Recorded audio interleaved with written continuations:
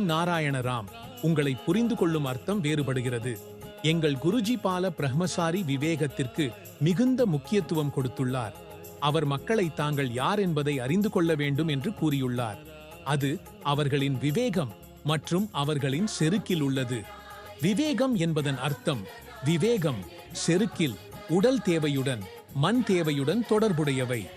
நாம் பார்ப்பதாக இருக்குமானால் மாட்டிறைச்சி மூலம் பால் கிடைக்கிறது. பால் மந்திரிப்பதால் நெய் கிடைக்கிறது. நெய் மூலம் நெய் உண்டாகிறது. பால் மூலம் செனும், தயிரும் உருவாகிறது. மற்றும் பல இனிப்பு உணவுகள் பால் மூலம் உருவாகின்றன. பல தயாரிப்புகள் பால் மூலம் உருவாகின்றன. இவற்றில் அனைத்திற்கும் அடிப்படையாக பால் உள்ளது. அதைப் போலவே விவேகம், உடல், மனம் என்பது ஒரே ஒன்றாகும். எங்கள் முழு உடலே மனமாகும். முழு உடலின் அனைத்தும் மனமாகும். உடலே மனத்தின் பாதை. இது மாறுபட்ட விதங்களில் எங்களுக்கு பயன்படுகிறது. எனது பெயர் சங்கர் சகாகர். அனைவருக்கும் எனது இதே பெயர் தெரியும். எனவே எனக்கு ஒரே பெயரா? அதுபோல் அல்ல. எனது கண்களின் ஒரு பெயர் உண்டு. எனது காதின் ஒரு பெயர் உண்டு. எங்கள் முக்கால் பெயர் உண்டு. எங்கள் கையில், காலில், நகத்தில், எங்கள் ஜீவதியில் கூட பெயர் உண்டு. எங்கள் இதயத்தில் துடிப்புகள் உள்ளன. எங்கள் உடலில் பல உறுப்புகள் உள்ளன. எங்களை அந்த அனைத்து பெயர்களால் யாரும் அழைக்கவில்லை. எங்கள் உடலில் பெயர்களால் அழைக்கப்பட வேண்டிய பல விஷயங்கள் உள்ளன. நாங்கள் வானத்தில் பிறந்தோம். நாங்கள் வானத்தில் வாழ்ந்து வருகின்றோம். ஆகையால் வானத்திலிருந்து ராம் ஆனார். வானத்திலிருந்து சிருஷ்டி உருவாகியது. அதுபோலவே ராமின் மூலம் நாராயணன் உருவானார். இது இந்து சனாதனத்தால் உருவான நாராயணன் அல்ல. எங்களின் வானத்திலிருந்து உருவான சிருஷ்டி அனைத்து உயிரினங்கள், உயிர்களின் தொகுப்பே. இதற்கேற்ப மற்றொரு ராம் உள்ளது. ராம் மற்றும் நாராயணன் பற்றி நாம் பேசும்போது, அதை கேட்கும்போது, பார்க்கும்போது, புரிந்து கொள்ளும்போது, ராம் அனைத்து நோய்களை நீக்கட்டும், அனைத்து துன்பங்களை நீக்கட்டும் என்றால் அதை நாம் நம்பலாம். அனைத்து அசௌக்கியங்களுக்கு தீர்வு ராம் நாராயண ராமில்தான் உள்ளது. இந்த விவகாரத்தை நாம் நினைவில் வைத்திருக்க வேண்டும். பார்வையாளர்களுக்கு இதனை அறிவிக்க வேண்டும். ராமின் அர்த்தம் வானம் மற்றும் நாராயணனின் அர்த்தம் நட்சத்திரம். அதேபோல ஒவ்வொரு அகாஸ்கங்கையிலும் உயிர்கள் உள்ளன.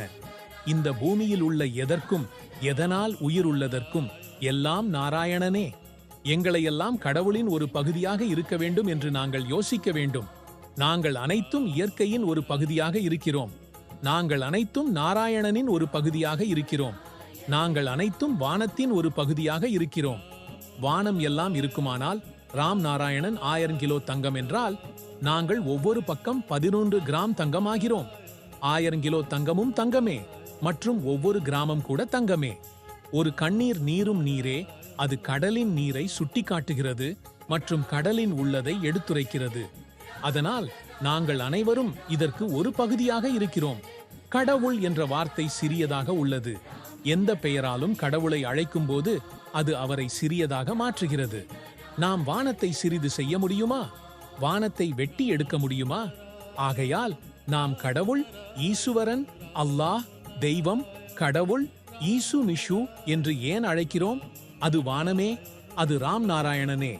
ராம் நாராயணன் ராம் என்பதனால், ஒரு முறை யோசிப்பதால், இதயத்திலிருந்து சொல்லுவதால் எல்லாம் நடக்கிறது. அனைவரும் நினைவில் கொண்டு அனைவரும் பூஜை செய்யப்படுகிறார்கள். அனைவருக்கும் மரியாதை கிடைக்கிறது. அனைவருக்கும் சக்தி கிடைக்கிறது. ஒரு முறை ராம் நாராயணன் ராம் என்று சொல்லுவதால் எல்லாம் கிடைக்கிறது. அனைத்து அசௌக்கியங்களுக்கு தீர்வு காணப்படுகிறது. முயன்று பாருங்கள். ஆனால் மக்கள் செய்கிறதில்லை. அல்லாஹ் அல்லாஹ் என்றுதான் சொல்கிறார்கள். அல்லாஹ் என்றால் யாரும் இல்லை. விஷ்ணுவை அழைக்கிறார்கள். ஹரே ராம், ஹரே கிருஷ்ணா, ஹரே ராம் என்று சொல்கிறார்கள். கிருஷ்ணன் எப்போது வந்தார்? யாரும் வரவில்லை. கிருஷ்ணா என்ன சொன்னார் என்பதை நினைவில் கொண்டு யதா யதா ஹி தர்மஸ்ய கிளானிர் பவதி பாரத, பின்னர் ஹரே கிருஷ்ணா என்று சொல்கிறார்கள். அவர்களிடையே ஹரே கிருஷ்ணா என்றால் எப்போது வந்தது என்றால், ராம் வரவில்லை, சிவன் வரவில்லை. சிவன் குறித்து யாருக்கு தெரிகிறதா? அவர் யார், என்ன இருந்தார்? அவர் நல்ல மனிதன் இருந்தார், ஆனால் கல்வி அறிவு இல்லாதவர். அதற்கு பின் அவர்களுக்கு காரியம் செய்வது தர்மமாக இருந்தது. அவர் கற்களை உடைத்து 50,000 வீடுகள் கட்டுவதற்கு தேவையான கற்களைக் கொண்டு பெரிய கற்களை உடைத்து அவற்றை எறும்புகள் என்று பெயரிட்டு செய்தார். இப்போது களி கட்டிய கற்கள் உருவாகின்றன. ஆனால் அந்த காலத்தில் களிக்கற்கள் இருந்ததில்லை. அவர்கள் பெரிய கற்களை உடைத்து எறும்புகள் செய்தனர். உழைப்பில் ஈடுபட்டனர். அதற்கு பின் சிவனுக்கு உணவு கிடைக்கவில்லை. அவர்களுக்கு தங்குவதற்கு இடமில்லை. உணவு கிடைக்கவில்லை. அவர்களிடமிருந்து வேலைக்காரர்களாகவும் வேலைக்காரர்கள் போல பயன்படுத்தப்படுவார்கள். அவர்களுக்கு பணம் கிடைக்கவில்லை. அடிக்கடி அடித்து போடுவார்கள். இந்த விஷயம் பூமியில் எத்தனை பேர் தெரிந்திருக்கிறார்கள்? இந்த பூமியில் 800 கோடி மக்கள் உள்ளனர். 800 கோடி மக்களுக்கு இந்த பூமியில் சம உரிமை உள்ளது. அந்த போலவே அப்பாவின் செல்வம் மகனுக்கு, மகளுக்கு, குடும்பத்தினருக்கு வழங்கப்படுகிறது. எங்கள் உரிமையை யாரேனும் பறித்து விட்டதாக யாரும் யோசிப்பதில்லை. மக்களுக்கான உரிமை அவர்களின் பிறப்புரிமை ஆகும். அந்த உரிமை 1500 மக்களிடம் சென்று விட்டது. பூமி ஒரு பக்கம் குலுங்கிவிட்டது. இதை நாம் அனைவரும் இணைந்து சரியாக செய்ய வேண்டும். மக்களின் ஆத்மையை ஆத்மையாக மாற்ற வேண்டும். பரமாத்மா ஆக வேண்டும். எல்லாருக்கும் இது தெரிந்து கொள்ள வேண்டும். பூமியின் தர்மம், ஒவ்வொரு நாட்டின் அரசியலமைப்பு, இவையெல்லாம் மனிதர்களால் உருவாக்கப்பட்டது. இவையெல்லாம் மாசுபட்டவை. இதை அழிக்க வேண்டும். இயற்கையின் சட்டம், இயற்கையின் கனித்திருப்பில் உள்ள தர்மம், பஞ்சபூதத்தின் தர்மமே, அது நமது தர்மமாக இருக்க வேண்டும். அதே தர்மத்துடன் நாங்கள் பிறந்துள்ளோம். அதை விட்டுவிட்டு உலகில் எதுவும் நிகழ முடியாது. இன்னொரு பக்கம் நீங்கள் தெரிந்து கொள்ள வேண்டும். யார் பூஜை செய்வதென்று அவர்கள் புரிந்து கொள்ளாமல் செய்கிறார்கள். பூஜை செய்வதற்கு யாரை பூஜை செய்ய வேண்டும் என்பதற்கு முதலில் தன்னை மதிப்பிட வேண்டும். தன்னை எப்படி மதிப்பிடுவது என்பதற்கு தன்னை நல்லவராக மாற்ற வேண்டும். தன்னை நேசிக்க வேண்டும். எனது குருஜி பாலக் பிரஹ்மசாரி ஜி கூறினார், நீங்கள் தன்னுடைய பாதுகாப்பை காத்துக்கொள்ளுங்கள், தங்களை காத்துக்கொள்ளுங்கள். பின்னர் நீங்கள் சமாஜத்தை பார்க்கவும் உலகை பாருங்கள். ஆனால் மனிதன் என்ன செய்கிறார் என்றால், அவர் போதை பண்ணுகிறார், தீய செயல்களை செய்கிறார், மற்றவர்களுக்கு தீங்கு செய்கிறார். பூமியில் உள்ள அனைத்து மனிதர்களும் அவர்கள் தாங்களே தங்களுக்கே எதிரிகள் ஆகிவிட்டனர். இது நடந்து கொண்டிருக்க கூடாது. தங்களை தங்கள் நண்பராக இருக்க வேண்டும். தங்களை நேசிக்க வேண்டும். தங்களை யார் என்பதையும், எங்கு வந்தோம் என்பதையும், எங்கு போகப் போகிறோம் என்பதையும் அறிய வேண்டும். இன்னும் ஒரு முக்கியமான விஷயம் சொல்வதற்கு விரும்புகிறேன். நண்பராக இருக்க தங்களை புரிந்து கொள்ள வேண்டும். நான் யார், எங்கு வந்தேன், எங்கு போகப் போகிறேன் என்பதை கவனிக்க வேண்டும். இது அனைவருக்கும் தெரியும். மரணம் நமது இறுதியாகும். மரணத்திற்கு பிறகு நாம் என்ன எடுத்து செல்லப் போகிறோம்? இதற்காக ஆராய்ச்சி செய்யுங்கள். இது குறித்து யோசிக்கவும். நாம் யோசிக்கும்போது நம்மில் உள்ள விவேக செல்வம் எங்களை வழிநடத்துகிறது. அது எங்களுக்கு ஒவ்வொரு கேள்விக்கும் பதிலளிக்கிறது. பதிலளிக்க வேண்டும் என்பதற்காகவே அது எங்களின் உடலில் சேவகனாக இருக்கிறது. அதனால் நாம் அதன் சொற்களை ஏன் கேள்கிறோம்? ஒவ்வொரு மனிதனும் விவேகம் குறித்து யோசிக்கவில்லை. பெரிய பெரிய கதவாசிகள், தர்ம குருவுகள் அனைத்து தர்மங்களின் மக்களுக்கு இதனை சொல்வதாக இருக்கின்றனர். நீங்கள் விவேகத்தை அறியுங்கள். விவேகத்தை எப்படி எழுப்புவது, விவேகம் எப்படி விழிக்கிறது என்பதையே நாம் யோசிக்க வேண்டும். யோசிக்க வேண்டிய மிகப்பெரிய விஷயம் இதுதான். நம்மை உருவாக்கிய, நம்மை பூமியில் கொண்டு வந்தவர்கள், அவர்களின் அனுமதியால் நாங்கள் வந்திருக்கிறோம். அவர் என்னுள் சேவகனாக இருக்கிறார். அதனால் நாங்கள் தவறு செய்ய வேண்டும் என்ற தேவையில்லை. எனவே விவேகத்தின் இருப்பது மிகவும் முக்கியம். விவேகம் நமது முக்கியம். நல்ல விவேகமே நமது வேதம். அதற்கு முன்னதாகவே உள்ள வேதம். விவேகத்தை கேட்க வேண்டும். விவேகத்தின் வார்த்தைகளை அக்கறையாக கவனிக்க வேண்டும். விவேகம் எனது இயற்கை, அது இயற்கை. இந்து தர்மத்தில், சனாதன தர்மத்தில் ரிக்வேதம், யஜுர்வேதம், சாமவேதம் மற்றும் அத்தியர் வேதம் என்றவற்றை உருவாக்கிய வள்ளல்கள் யார் என்பதை கவனிக்க வேண்டும்.